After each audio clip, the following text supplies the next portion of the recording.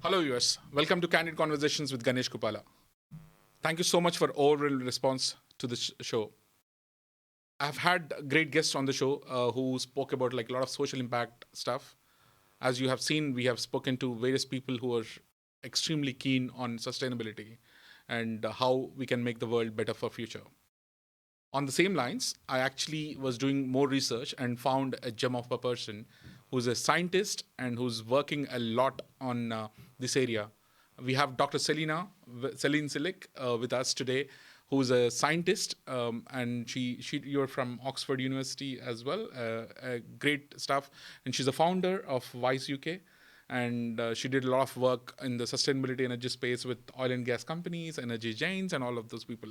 What excited me in the conversation while I was speaking to you, Selin, was why would people kind of spend so much on the energy bills and all that stuff. So that's hot topic of the world, and everyone is talking about green energy and bringing a better energy for the future and making sure that the world is safe for our children.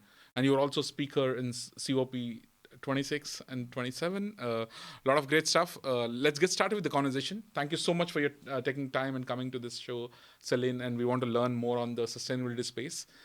Shall we get started with your quick intro? Where are you from? How did you start this journey?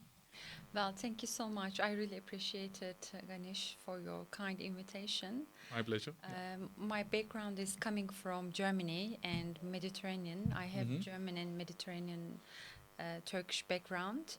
Well, I lost one of my family members because of oil and gas companies, hazardous, poisonous. Even he was working for one of the oil company 20 years ago, and I realized that I can do something for the world, for the environment, to protect the environment. Actually, it was just a pinky dream for me.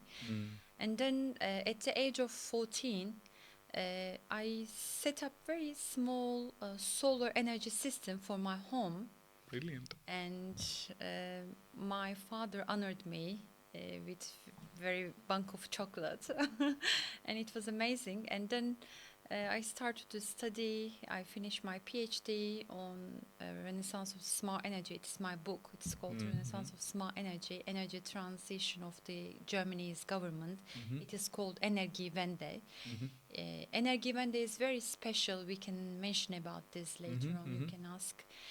Because it is beyond recycling. It is a really, really common thing that people really, really feel that they are doing something big for the world, not only recycling, because they are creating energy and they are selling energy to the government. That's amazing, very, very encouraging step for the future and for the young generations. So I'm the founder of Women in Smart Energy UK. Brilliant. Wise Last UK. 5 years, we found 4,000 jobs for the ladies, especially less fortunate ladies in the energy sector. It's amazing. Yeah. Yes, so mainly we focus on the trainings, train the ladies and oil and gas experts, CEOs, small or big, companies, SMEs, in terms of their ESG and sustainability journey. So Amazing. Great we journey. are Great journey. trying to. And I'm really sorry to hear about your childhood story about the loss of your family member. And is that what triggered you to work into the space? And or like when you did the PhD, Selin, was it like your choice to go with a specific area because of your background and experience in that space, or was it because of that story that you had, like I want to change this world for some better? So how did that happen? Like, why did you choose the research topic as energy?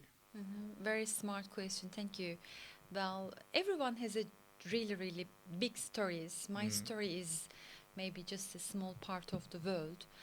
I used to work with, for example, refugee ladies in Sudan, in Syria, in Ukraine, and they are creating very big, huge impact for the world. And thanks to one Ukrainian ladies, for example, in Ukraine, we set up very big solar energy farm. So they can, create their own energy system thanks to one Ukrainian lady, is just one smart idea, because she said we don't need blanket, we need smart ideas, because I'm an engineer. Another person said I'm a doctor. So it is good to teach them how to fish rather than giving the fish. True, so true. As you know. So, yeah, my story, losing someone because of, air Oil and gas, pollution, yeah. or air pollution because of the fossil fuels. Yes, it was really, really encouraging for me. It was a loss, maybe. It was a loss, maybe, but in a big picture, it was a very, very big achievement for me as well. And I had a chance to educate myself in terms of energy, renewable energy. And now I can understand why we need oil and gas and why we need renewable energy as well in the long term. Of course, it will not be shift in a one night. Yes, maybe if I give you, if I give anyone any target, they will start, for example, gym or trainings. Habits, we are getting really, really, difficult on the track in terms of habits. So oil and gas is a consumption habit for us. It's very difficult to shift from fossil fuel economy to the renewable energy and green energy economy. It's not like starting a gym or training. Maybe starting a gym, you need just 1 week. 1% to change. Yeah, one week. But for this, we need maybe 10 years, 20 years, 50 years, more than that. So that's why I think people, mainly they are asking me, they are asking the same question to the energy companies as well. Why we need green energy and how long it takes to create new job opportunities. And I always, my answer is always, we need to wait and we need to change our consumption addictions. According to, by the way, I just want to mention about the King's speech, if you remember. He highlighted green energy policies of the UK. It was very important last year. The whole world is actually definitely looking and prioritizing. I mean, what's interesting is, you talk about COP26, COP27, all this stuff, and the whole world comes in together. And what fascinates me is, yes, there is an intention to change, but is it implemented right is the biggest question, right? I mean, the countries like US and India, for example, they're trying to move extensive into green energy, but is it practical and possible at the right time? And I completely get your point about, it may be 50 years down the line and all, but are we giving enough focus or enough funding or enough, attention to the green space? Is it happening? Is it like the big Bs are really working on it? I may be sounding controversial, but I still want to go with it because you work with policymakers, right? Yes. You work with the people I work around. with, it's quite interesting and funny. Yeah. I work with oil and gas companies as well. Yeah. They love me. Yeah. But how do you say this to them, and what is the intent in terms of action versus intent? We always call it, right? I mean, you might be talking about in the huge conferences, people do come and speak about, let's save this world and do all that stuff, but they go back and do the same stuff. Yeah, but I'm not working as an activist mainly. I'm a professional. I know, I understand. So they invite me, and those people, they already know that, because pandemic was a wake-up call, as you remember. Yeah. And Ukraine war right now is a wake-up call. Germany's energy dependency to Russian oil and gas energy sources was more than 52%. But now, after the war, it is less than 20%. Wow. So you can see the difference, how Ukraine war affected our energy consumption addictions. Wow. So if we say this is a tube of the energy, more than 30% still oil we are consuming, and just 7%, or let's say between 7 and 9% is green energy. Wind, solar, biomass, and the others, hydro, and the others.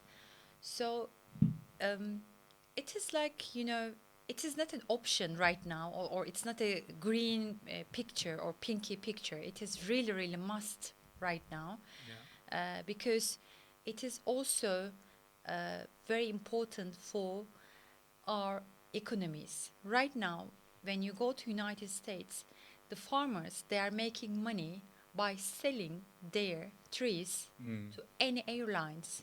It is called carbon credits. True. They are making money by the help of carbon credits. So in the see what I've noticed, Dr. Selin, is especially this part of the world, European part of the world, like if we talk about sustainability and ESG reporting, has been really big. For example, in UK, we have plastic packaging tackles. There is so much push on the governments are pushing a lot on ESG reporting and all. But if you look at the larger world space, right? US, there's been a talk about plastic packaging tax, but it never happened. And after the Trump, governance right now, I mean, again, I may sound controversial here, but we do have to talk about this piece, right? What do you think the world, the way the world is looking at sustainability, is it good enough? And do you think there are things that have to change as an expert? What do you see? Well, I'm glad you just right now, changed topic and you came back. You came to you focus on to the policies, because we are the kids of our addictions, and how we shape our addictions, of course, thanks to the tax and policies. Correct. So, in terms of taxation, for the green and renewable investment, government should do tax reduction. Biden government, they did. During Biden government, it was called Inflation Reduction Act, IRA. So, what does it mean, Inflation Reduction Act? If you invest United States in any green area, electrical vehicles or solar, wind, any green area, green bonds, green bank, green financing, you have tax reduction automatically. That's amazing, beautiful, really. This is fascinating policy. So we need those kind of policies in Europe and in the UK as well. Well, we have in the UK, especially after our Honourable King's speech right now, we accelerated those kind of policies, but still we need time to shift from fossil-based economies to the green economies. True. I hope I believe it's a holistic approach, as we can see. We must walk together, shoulder to shoulder, with farmers, with students, with schools, with banks, with officials, with stakeholders, shareholders together, because it's a holistic approach. As we can see during the pandemic, it was a very big, huge effect. It affected all the world globally. True. And climate change is really, really affecting all world globally, day by day. It is. See, we have seen like London going to 40 degrees. That's ridiculous, right? I mean, and you see a couple of years back, if you thought about 5 years or 10 years back, and calling somebody outside of UK, telling that, we are in London, but we are at 40 degrees Yes, Celsius, and we would have never believed it. Yes. But last year, we have seen 38 degrees, 37 degrees. What's happening to the world is really scary. And Yes. I have 2 kids, right? I mean, both my kids, I would love to have them at least the life that I had, if not the worst, right? I mean, they're gonna, if not the best, not the worst life, because we are all building a world for future. But are we building a future in a good space? Are we doing the right things? Is the biggest question always. And I do speak to authorities and all. Sometimes we go to we talk about smart cities, we talk about, net zero as a topic, concept and all. It's all amazing, fascinating when you hear about it. But in terms of implementation, the reason I had you on this, podcast or the show as well, Dr. Selin, is to kind of bring that knowledge base. And what is that people have to do? If you have to prioritize top 3 items from a consumer space, what is that my audience, or everyone should learn from you, so that they can kind of bring that change? Don't wait for the policymakers. Policymakers will do their job, but as an individual, as a citizen of this country or citizen of this world, what are we supposed to do to make it real? Well, demand our rights, because it is like a, clean energy is like a right, something like a clean water. So clean energy is the right as if it is a clean water. If you demand your right to get clean water from your council, Yeah. you should demand also clean energy from your council first. But how would It's the people know first whether thing. what is clean energy? Can you explain a bit more on that?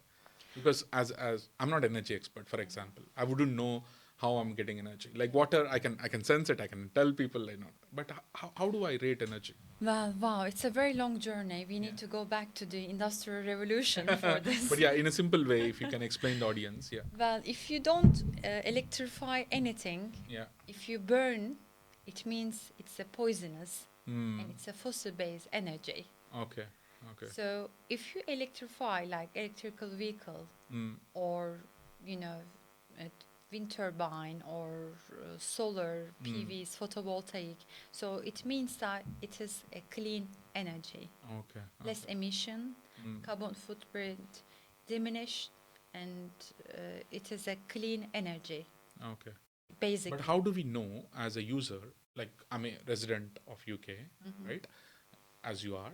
So whatever council is giving you, you're taking the energy, and like it could be coming from BG or whatever the source of companies.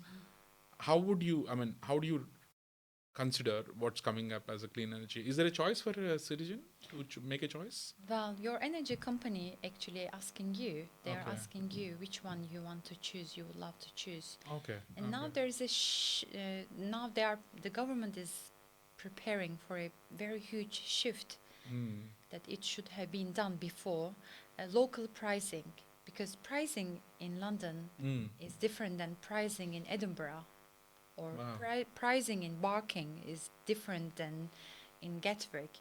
So they will change this pricing, and people will pay how much they consume. Okay. Okay. And also they are renewing the infrastructure for the renewable energy, because many infrastructure grid, because we need a grid technology. Yes, AI is really knocking the door right now. True. For the renewable energy as well, for everything, and also for the renewable energy, and also we need grid technology. So we need to change our grid systems as soon as possible. Who should that be? Is it the national grid, or who do you talk National to? grid, Yeah, yes, with okay. the energy companies actually. And your energy company is directly showing you options, which one you would love to choose, green options or hybrid options. You can see in your energy bill. Yeah, I do. So there's a green rating. There's a EPC rating, that they call it Yes, as, and you yes. can cross check as well. So the reason I'm asking this question, Dr. Selin, is basically, I'm just curious. I was talking to leader of the house recently, a couple of days back, and he was telling, yes, we can do, but this change has to come from every end of the society. It's not about only policymakers, and how we can do that is very important. And what you kind of advocate in your day-to-day life about the green energy, sustainability, to be, as you rightly mentioned, make it a hobby. And are there any tips from you, Dr. Selin, like how should users be focusing on energy spends? Is it more about like, the more energy you spend, the less you will have a choice to kind of bring the green energy into space, or is there enough production of green energy? How does it work? First, you need to be smart. Which energy company is more green? You need to educate yourself Okay. in terms of green energy consumption and green energy production of the producers, energy suppliers. And secondly, it is important to use electrified energy, because it is Okay. less, for example, energy heaters. it is very important. Mm. Or heat pumps, for example. Mm. They are all purely electrical, Mm. and it is really, really energy efficient Okay. technologies. In that regard, it is important to use less meat, as far as I can, suggest. It's my humble suggestion Okay. to protect carbon footprint, diminish your carbon footprint. Mhm. So there are lots of, suggestions. I believe they will read my book, Renaissance of Smart Energy. Yeah. It's amazing. And Great book. Yeah. local community is very important, actually. In Germany, they are doing this. Mm. If I say to you, I pay money Mm. to any homeless 5 minutes ago, Mm. £10, £20, what will you say? Oh, okay, no problem. If I say I go to gym every day, what will you say? It's okay, fine. But if I say on Saturday, I just spend my time to paint one of the local school. Mm. So it's a real charity, isn't it?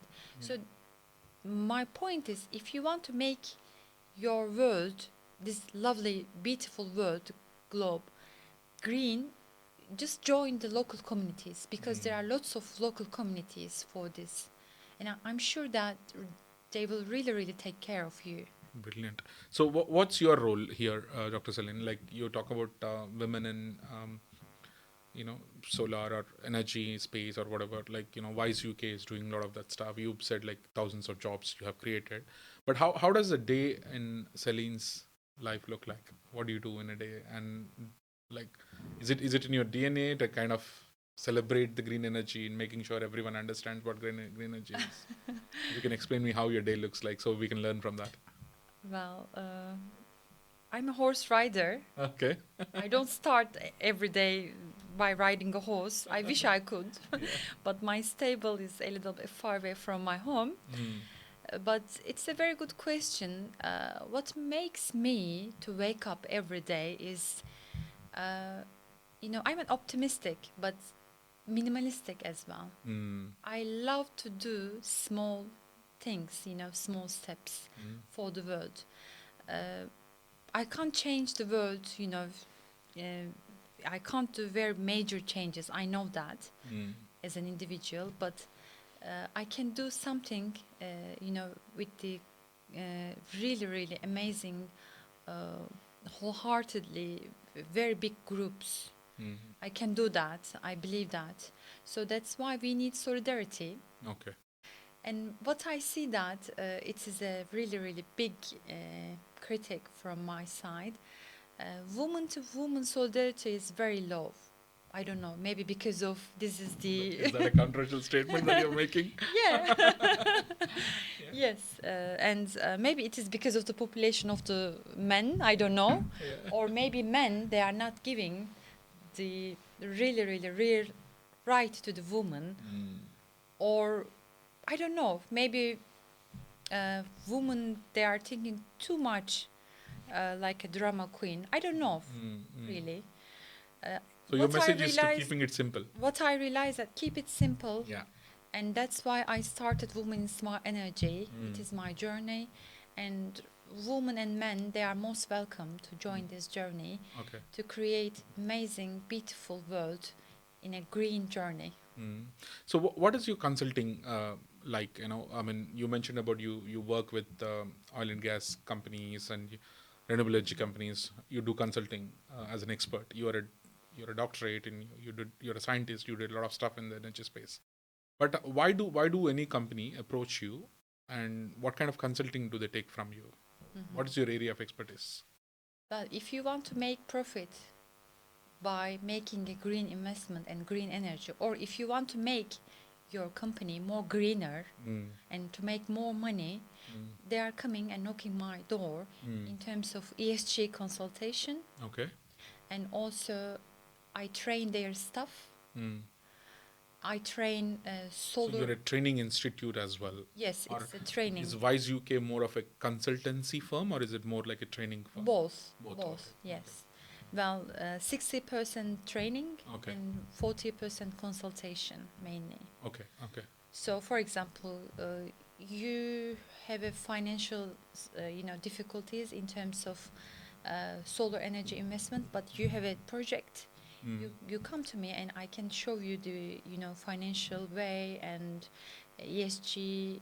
So you find the founders, Yes, yes, you know, yes. who ESG investors. regulations Okay, okay, and policies, investors. okay, Yeah, okay. we can really Is shape there a your lot of projects. interest, Selin, in the investment space? Are people like they're interested in putting a lot of money in the green space Of course, especially here in UK? in the UK, wind. Yeah. Wind is very amazing. Okay, And in the Middle East, solar. okay. I used to work with Morocco, Mm. with Moroccan team in terms of their solar energy. Okay. Morocco was a debt country. Mm. Now they are selling solar energy to the Okay. Europe. That's It's amazing. magnificent. Brilliant, brilliant. And what was the one change that the like you mentioned Morocco and the government's policymakers would have taken that made this journey easy for them? Do you think is it more like there has to be a leadership push? A big leader from the policymakers table comes up and says, okay, what the world has to change, and our country we need to support it. Let's go green. Is that something needs to happen, or is it more like it's more entrepreneurial? Is green space profitable? That's my biggest question actually. The reason why oil and gas or whosoever giants of the world are spending a lot of money or making it big, if you go back like 5 years, 10 years down behind the story, right now it's the tech firms, but if you talk about 10, 20 years back, it's all about the oil and gas giants who are the biggest companies of the world. Mhm. Is there a way that green energy industries can make it that big? Hope my question is clear to you. Well, it is I'm like asking. Yeah. a bee hive and flower Mm. ideology. Okay. Okay. Idealistically, if there is a free, flower, Mm. bee will go and take the flower and then go to the hive and make the honey. Yeah. And it's a free honey, yes. Yeah. It is the same. Solar is free, wind is free, everything is free. So Mm. we know that oil, at least according to the International Energy Agency's 2050, overview, they, oil will not finish at least, 100 years. Okay.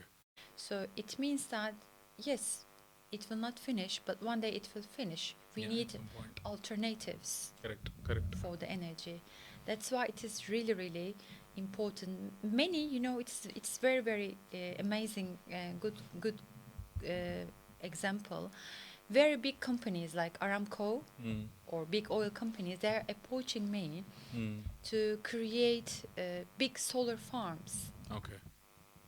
because they need renewable investment to make money and to create more alternatives for their companies, for their government.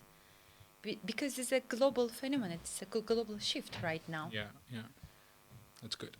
Okay, one more interesting question, maybe for the UK audience. I do have a lot of South Asian audience as well, but I'll start with the UK audience. Most of the topic that is being raised in the last 2 years, especially in the Rishi Sunak's last year and Keir Starmer's current year as well, the biggest agenda item is the energy prices. Why are we paying so much for the energy bills? How does this work? I mean, do people? Is there a way we can reduce the prices? Why energy prices are high? That's my first question. Why are we paying so much for energy? Why can't they make? If the green energy is so cheap and you can make the choices, governments can do it. Why am I paying 200, 300 pounds a month for my energy bills? Yeah, that's important. The cars, for example, cars, they are not expensive in the UK when you compare with other part of the Correct. globe, yes? Mm. Because we are the producers Mm. when you compare, or Germany, the car is very, very, very reasonable. The cars are really, really reasonable because they are the producers. Mm-mm. So it is the supply chain issue, first of all. Okay. Okay, So I get who it. is producing the oil, gas? Who is producing the energy? Okay. Mainly we are not paying just what we consume. We are paying for the supply chain as well. Oh, okay, okay. We are paying for the infrastructure. We are paying for the everything, shipping, everything. So that's why it is important to create local energy sources. So it's because of UK don't have enough of local energy, green spaces, or whatever it is. That's why we are paying more, is what you're saying, or is it because This is one of the reasons, but one of the reasons? there are many reasons, of course. Like what? If you can please list out, because my audience would love to know why they are paying so much of energy bills. Yes, and also old infrastructure, as Okay. I said before, as I earlier highlighted, and also pricing is, not local. Okay. It is, all around the UK. So that's why it is not there's no justice in terms of pricing. You are maybe paying same as much as what Edinburgh is paying right now, or Edinburgh is a small city and they are paying what Londoners are paying. So which is not fair. it's not fair, really, it's not fair. Okay. So they need to change taxation issue in that regard, and The pricing matter as well. in the Okay. pricing That's very matter. important. It's very important, yes. It's And very one of the interesting. one of the point is North Sea. I would love to highlight. Yeah, sure. It's a very good message. North Sea, it is amazing, beautiful future, a bright future for the UK's renewable energy investment, really, in terms of offshore wind and onshore wind as well. And also carbon capture, in terms of carbon capture policies, it's important. Very interesting. Very interesting. So, and one more question on that same space, like in terms of energy bills, because you know how important it is. It became government's main agenda. Like, when Keir Starmer came up and he made Prime Minister, he said, like, I'll make sure there are top 3 items. NHS is definitely there, one of the top agenda item, but energy prices is the top agenda item, been there for like last 2 to 3 years. Is there any tips for the users now, consumer side?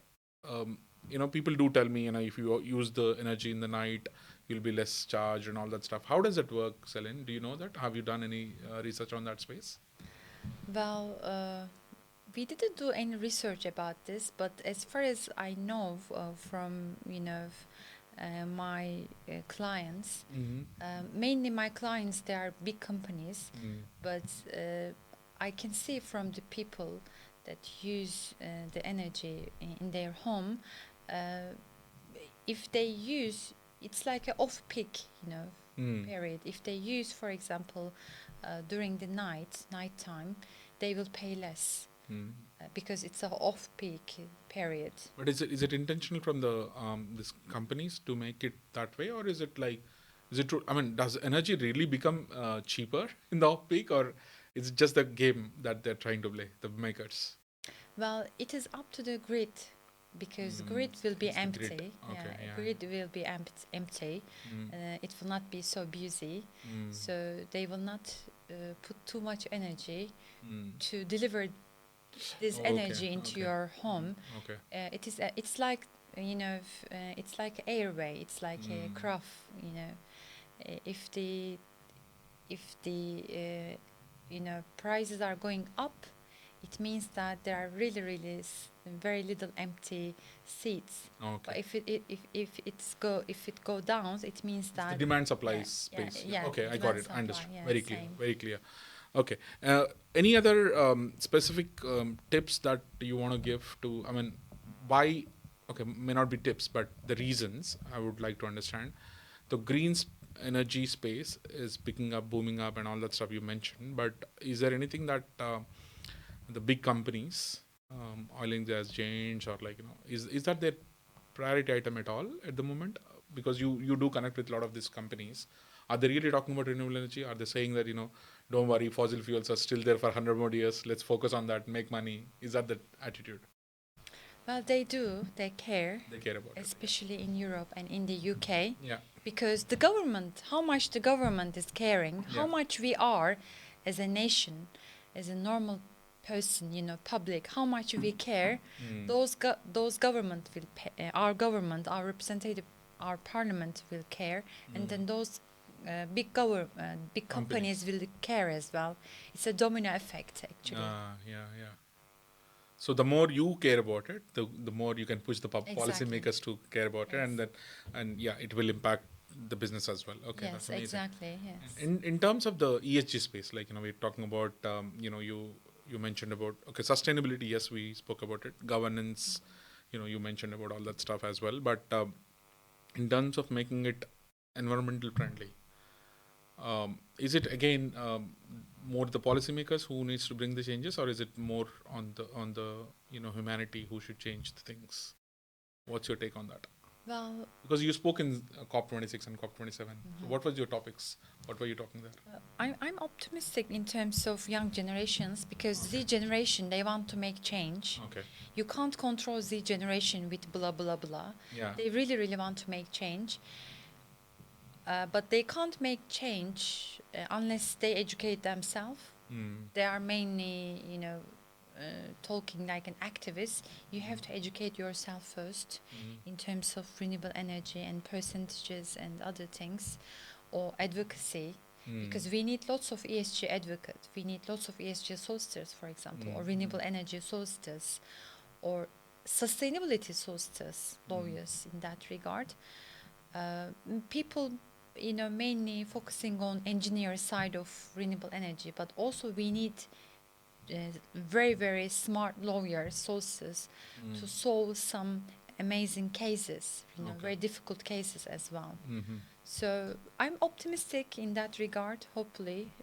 The green future really, really is shining right now. And I trust Z generation, Z generations and Gen Z, they will change everything in terms of renewable energy and sustainability. That's brilliant. As we stand, let's talk about the UK statistics, right? I mean, how much of our energy is fossil fuels? How much of our energy is green? Do you have the statistics? Yes.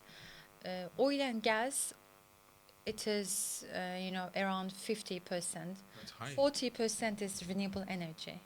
But still high for 50. I mean, I know some other countries are doing worse than this, but there's a lot of scope for us, right? I mean, 50-40. So UK still consumes more than 50% of oil and gas energy, and then 40% of green energy is what you're saying. And you also work with other countries like Germany and Middle East. How are the other countries doing? Well, first of all, I just want to highlight that after King's speech last year, we created GB Energy, Great Britain Energy, and the headquarters is in Edinburgh. Okay. Right now, it is an independent company, and it's a renewable energy company, and it will create more renewable energy solutions and sources for the UK globally. So this is really, really important to highlight. Yeah. And what was your question? Sorry. In terms of the percentages, are the other countries doing better than UK? Like the more usage of oil and gas energy, I mean the fossil fuel energy versus green energy. Which country is an example where everyone can look up to? Do you know like the countries that are doing exceptionally well? Well, right now there's a competition between Scandinavian countries and Germany. Okay. Because Germany is really, really pushing this Energiewende, energy transformation policies. Okay. And it's a nationwide. And what's their usages? Like the percentages, do you know? Their percentages is more than 25% renewable energy. Okay. So that's a very, very amazing. But they have been working more than 30 years. Okay. This Energiewende project is not post-pandemic project. It is before pandemic. They took the initiative earlier. Yes, they took the initiative earlier, actually. So we need technology for renewable energy, and they are creating lots of technologies. That's good. Because you have stuff, you have people, you just need to create technologies, and you need to make money for the renewable energy and investment, green investment. Yeah. So do you, work with the investors as well, Selin, and how are they making money? Like, because the reason I'm asking this question is the turnout and the break-even time frame for the renewable energy is a bit higher than oil and gas, isn't it? Like once a solar energy project starts, by the time you make money out of solar energy, it takes a number of years. Yeah. Well, when you compare with oil and gas, it's really, really tough to find investors into the green energy. Still, even in the Europe or in the UK. So but I'm optimistic. And We will find, it is again up to us how much we educate people, that much people will learn how green energy is really, really is the tool to make more money for the Brilliant. future. Brilliant. Kudos to all your work, Dr. Selin, and you're doing great work, and you're Fantastic. bringing Thank women in smart energy. And do you want to highlight anything about your book? Why should people read about this book? Do you want to show Well- that book? Yeah. So what's the highlights of the book? Well, it's my baby. It's my PhD dissertation. Okay. If you want to learn more basic information about sustainability and energy pricing, why we need, what is the meaning of the smart energy, Yeah. why we use smartphones, smart energy. So you can read my book, and I'm sure it will be really, really. Yeah, it's amazing Basic book. book. Audience, do watch out, and it's in Amazon, right? Yes. You can watch out for this Yes. book, and it's an amazing book. I did I'll be honest, and I did not go through every single of it, but I did the synopsis, and I've gone through the page, and it's amazing start, and a lot of good statistics that you're talking about, and post pandemic, it become really, really important to understand about energy, and I'm glad countries like UK is definitely focusing on this space, and I'm hopeful. I mean, most of my audience from South Asia, and even in India, there's a huge push on renewable energy. You would have seen under the leadership of Prime Minister Modi, he's doing exceptional stuff on green energy space. I'm optimistic as you are. I'm hoping that this will change the game. It will be a game changer down the line. But we do have to give good space to our children, and they need to live in a better world. Amazing. So Thank you, Ganesh, for that's this the only way. opportunity. You Yeah. are brilliant. You are Yeah. the star. Thank you. No, thank you so much. Thank you, Selin. Have fun. Continue the great work, and hopefully we will build more greener space, greener world for this, our younger Thank you. generation. This fantastic cooperation. Have Thank a lovely you. day. Thank you. Thank you. Thank you, audience. See you again. Brilliant. Thank